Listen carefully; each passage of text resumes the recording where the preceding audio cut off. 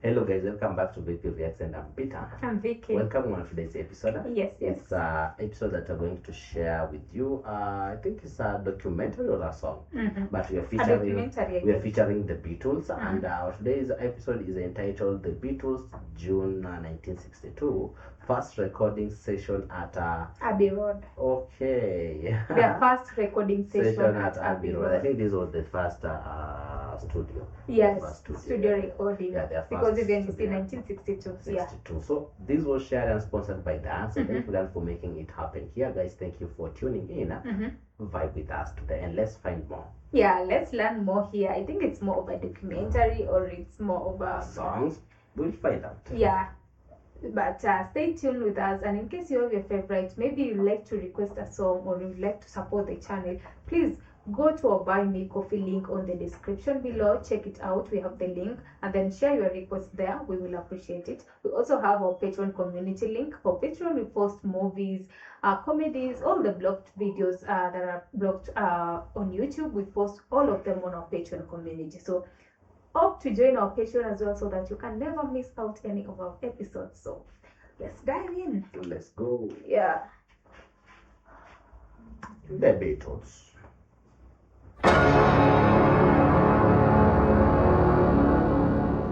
By then we were pretty sick of Pete Best too, because he was a lousy drummer, you know. He never improved, you know. And there was always this myth being built up over the years that he was great and Paul was jealous of him because he was pretty and all that crap, you know. They didn't get on that much together, but it was partly because Pete was a bit slow, you know. And he was a harmless guy, but he was not quick, you know. All of us were quick minds, you know. And he never picked up on the idiom, you know. And we were always going to dump him when we could find a decent drummer. Oh, who? Ringo. No, was it Ringo there first?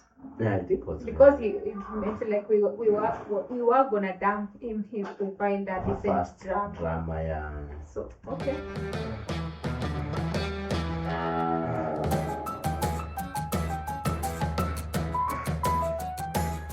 I think the Beatles left Hamburg that's in Germany on June 2nd, all wearing matching new flat caps at the airport. Okay. Now they are going to somewhere else. I think to Abbeyroad.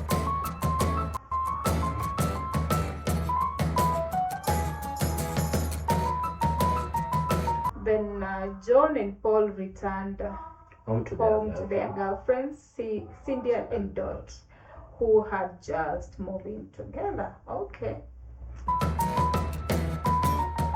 So Paul was dating Dot.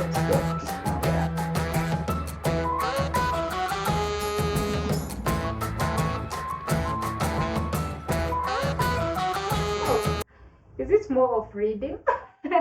The boys also returned home to a full 40-night schedule time by Brian, their manager, and this was the schedule. 3rd June on Sunday.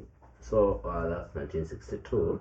Rehearsals at a Covey Club starting not later or than 3 p.m. 3 p.m. And finishing point 6 or 8, 6:30. That's I think 2.5. Monday rehearsals at the same place, Covey Club, not late 7 p.m. On Tuesday they traveled to London. Wednesday recording session at EMI Studio London.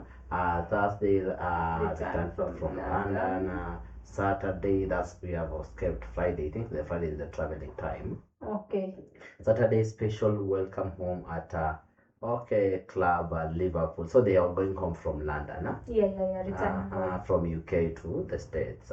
Then on Monday, BBC recording at a Playhouse Theatre, Manchester for Teenager Turner at either 8 p.m. And Tuesday, lunchtime evening session at the Covey Club, Liverpool. Oh wow.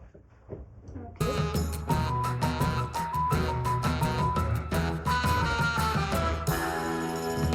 Oh, so this was like the full 40-night schedule they had. What?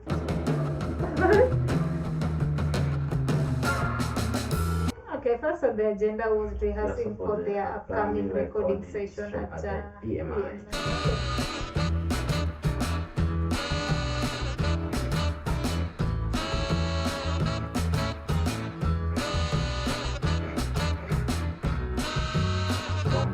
They had full use of the cabin club, yeah. Of the cabin for 2 evenings before heading down to Yeah, that was Sunday or something. The schedule. Yeah, from the schedule we've seen.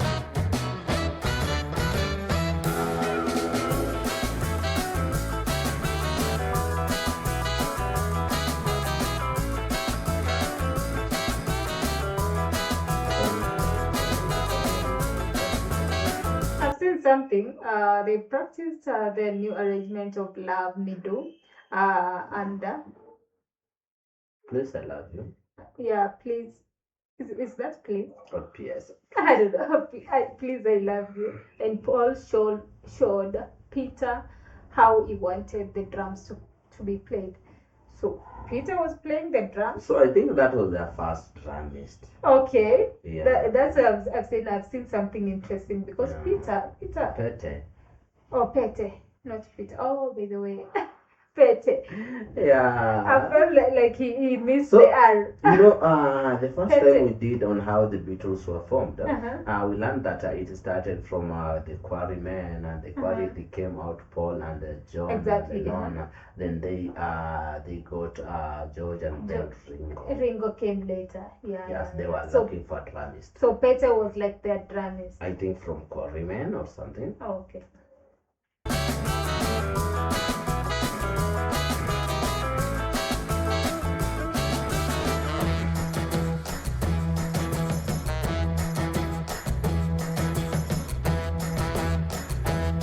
Travel London to the film.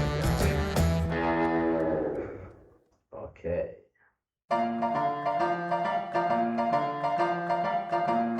The session began 7 p.m. on Wednesday, June. Yeah, 6 June. Norman was stood in the window, and I was just finishing up putting these, doing the final checkovers on the tape machine with the azimuth and etc. And Norman looked out the window. He says, "What the heck have you got here?" Looked down. There's these 4 young lads walking through, all looking identical. And so Norman and I walked down to the studio, and I put out the distribution boards and chatted to them. And I was immediately taken back by their sense of humour and the way they were, and the fact they all look the same. They're like 4 clones. Well, right from the very start, their sound wasn't very good because their equipment wasn't terribly good. So these are the guys who were working on the Abbeyroad studio. Yeah, behind the scenes, those are technical. Yeah, I've seen the sound engineer. But what I wanted to do, there was something different about this group, guitar group, than I'd seen before with any other guitar groups. Just something different. And what I wanted to do, therefore, was there was such a personality about them. So I've heard you mention the guitar group. So they were called at the moment the Guitars Group. Yeah, you see the first episode that we are doing, except Ringo on drums. Everyone was guitars. Yeah, and the vocals list. Oh, okay. Despite successfully charming the EMI staff with their personalities, the boys were nervous and experienced major issues with their equipment. Okay. Which issues?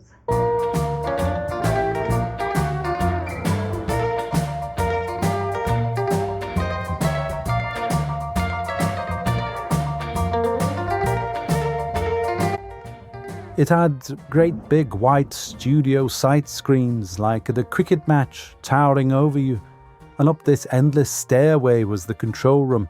It was like heaven, where the great gods lived, and we were down below. Oh God, the nerves. And George Martin then arrived upstairs here, and we started recording, and I think it was Best in Me Mucho, the first one we did. And there was this terrible sound from the bass guitar. It was a rasping, you can describe it really as a farting sound, really. And We tried several things to cure that. Norman Smith lowered the level downstairs and raised it up here, to no effect. And so George basically said, look, unless we can do something about it, we'll have to abandon this session. We can't put on tape this dreadful noise.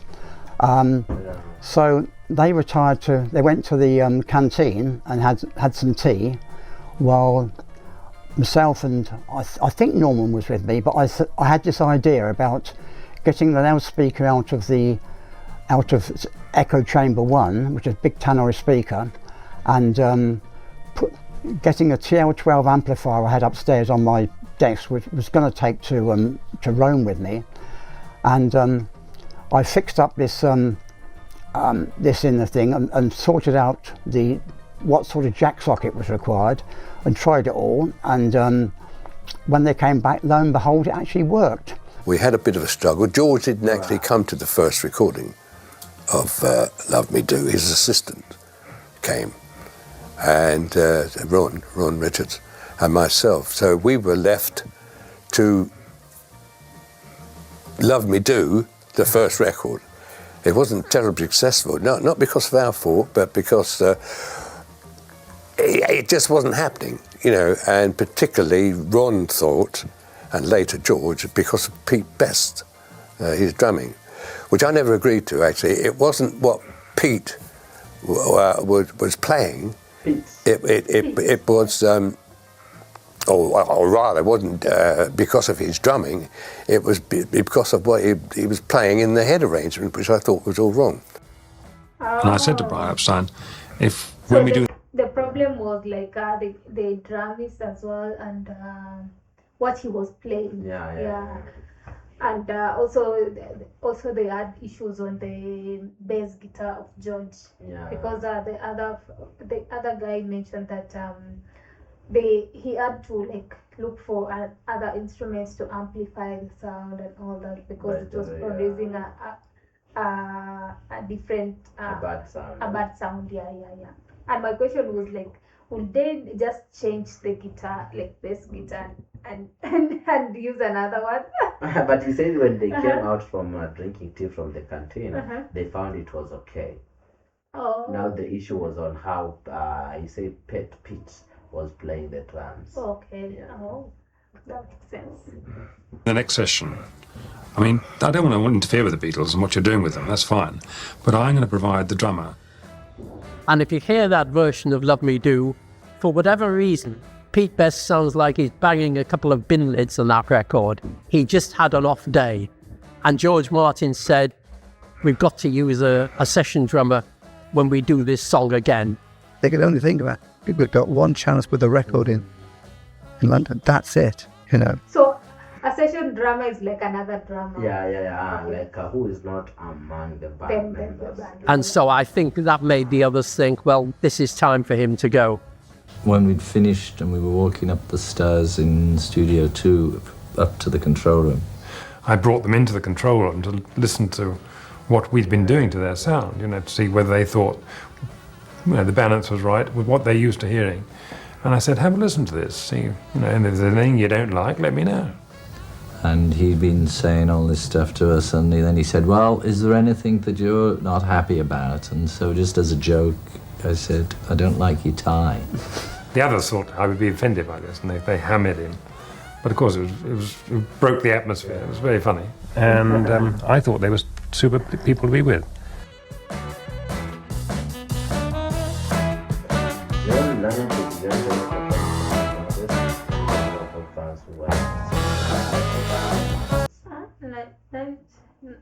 9th June, they began a 12-night residency at the Cabin. The Cabin Club. So they are playing 12 nights on the Cabin Club, where they are playing to their residency. They are home fans in Liverpool. So telling their Liverpool fans who haven't seen them playing over 2 months, as they had where they had a trip to Germany, I think, if I'm not wrong.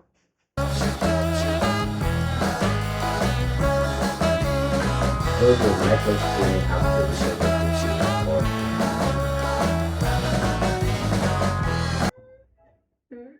their first night back, George was likely streaming up the windows of his new Ford and Anglia, with John and Paul innocently went home with their teenagers, Lindy and Lau. Who are they? Lindy and Lau. But they were then girlfriends. Okay.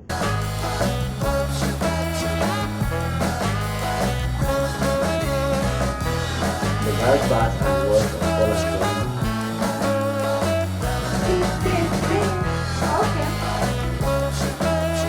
I'd heard Roy Orbison doing Only the Lonely or something, and I was trying to please me. That's where that came from.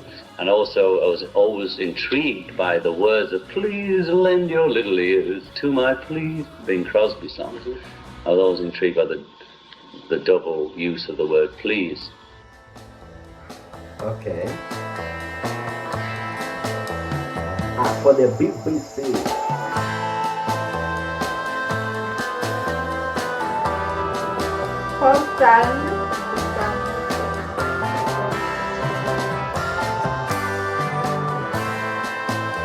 So, them singing their different song were it's like they were on the lead. Yeah, on the because lead. I mentioned Paul sang this, George sang this, and Paul sang the other. Yeah, so on the BBC, that's when they returned to the UK in Manchester. That was it marked the first time Lennon and McCartney original was played on the radio. Oh. So BBC was their first radio to play Beatles. Okay.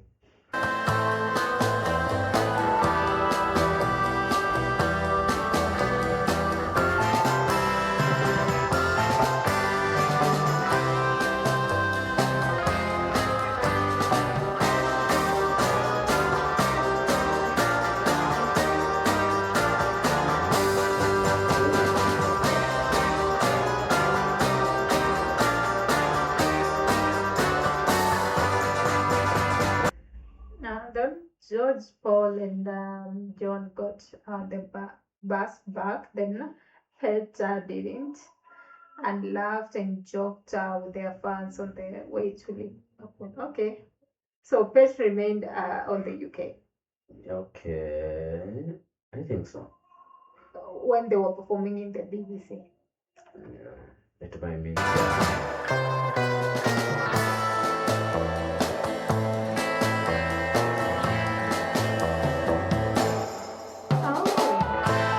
Now, this supposedly on this night, someone told Pet they are thinking of getting rid of you. You know. Okay.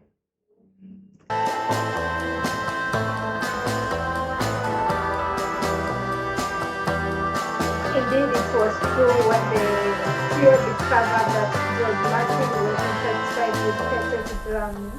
Yes, the Pete Best episode. It was rather tragic because Pete was very much part of the group.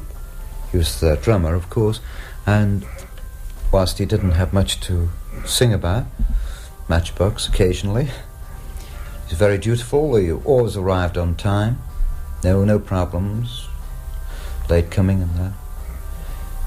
They decided that Pete would have to go out of the group. We held a meeting in a late pub after hours in Williamson Square, and we discussed it. The reason I was there, I was invited because Brian wanted my advice, because he didn't want to alienate any of the fans, you see, and Peter had his following. You see, and it was a very crucial period because they'd been to London and they'd done these tapes, but apparently Pete's drumming ability was not in favour with the recording studio. And the Beatles, apparently, not all of them were present that night, but they said, Pete must go. You can't change your personality. Pete's very quiet. You know, I liked Pete, but it was different.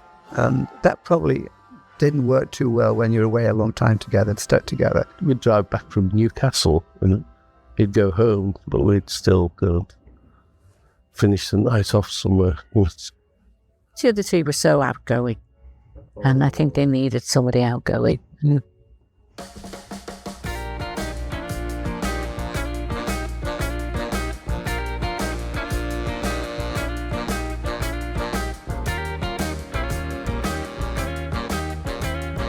Okay.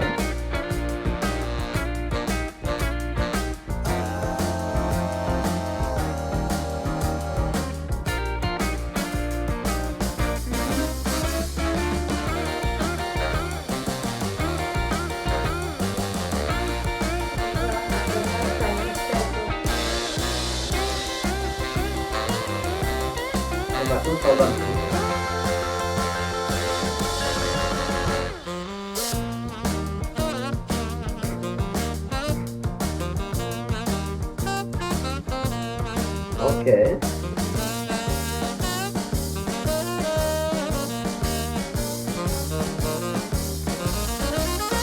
Okay, so Ford Anglia. Ford Anglia is a car. It's the type of the car that George George enjoyed had. Bachelor Life with this new Ford Anglia, by the way. Is You've a seen car, Ford. I know the pickups. Yeah, Ford, yeah. that's I think the only Ford that are more common here in our country. The pickup Ford, that double cabin one. Yeah. I know that. Yeah, and John and Paul enjoyed the comfort of their girlfriend's new flat. Okay. Okay. So right now there are 3 of them. Yeah. And the management is trying to figure out on how. Yeah.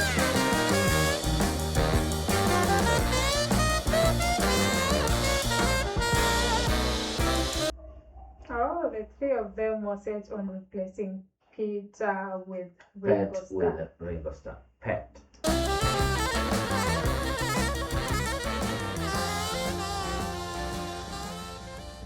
So that's how it came to Ringostarr. Okay. Yeah, I think that has been the most important part of this episode. The pet one. Yeah, by the way, because for me, I didn't knew. I knew they started. Ringo came later to the band, but I didn't know who was the drummer. Their first I thought drummer. it was Paul. Yeah. Because Paul also knows how to play drums. By the way, there was a song we did where Paul played the drums, but this has been like at least we got something out of it. Yeah. Exactly. Yeah. So tell us guys much, but I really pity on Pet because yeah, like when they became famous now in the 65, 60s, 68. How was he feeling at the time? Exactly, because I've been in this group, and for him, I think he was not willing to live on his own. He was like he was trying to maybe to level up. Yeah. And his drum pits, they were calling drum pits, calling fit what they were recording at the moment, so they had to let it the go. guitars. Yeah. But guys, tell us maybe how did Pete went on his musical career on the drumming side? Maybe there is a story after the Beatles. Maybe he started he joined a band. Yeah, how by did the way, go about did it, he continue with his musical journey, the drumming, or this was the end of him? Because we would really love to know much about him. Yeah. But so thank you for this episode. I am sure you have added something, or maybe this is sorry, add anything that it has not been mentioned, or maybe rectify something that was not correct according to what you know. Exactly. And subscribe. Thank you, Dan, for this. Yeah. Also, you can go ahead and maybe share 1 or 2 songs that maybe they recorded earlier before by the Ringo joined, so that you can tell maybe is there a get clip to know of it?